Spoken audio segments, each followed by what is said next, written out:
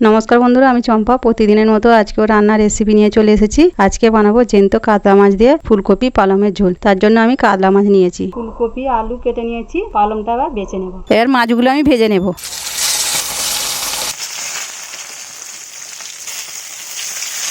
মাছটা ভেজে তুলে নিয়েছি। ওই তেলের মধ্যে ফুলকপিগুলো ভেজে নেব।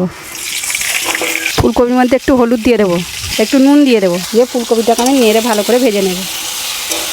ফুলকপিটা ভেজে তুলে নিয়েছি। ওই তেলের মধ্যে আলুগুলো ভেজে নেব। একটু হলুদ দিয়ে দেবো আলুর মধ্যে, পরিমাণ মতো লবণ দিয়ে দেবো।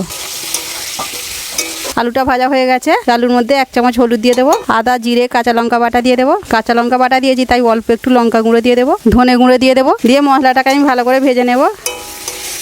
কেটে রাখা একটা টমেটো দিয়ে দেবো। মশলাটা ভাজা হয়ে গেছে, এবার জল দিয়ে দেবো।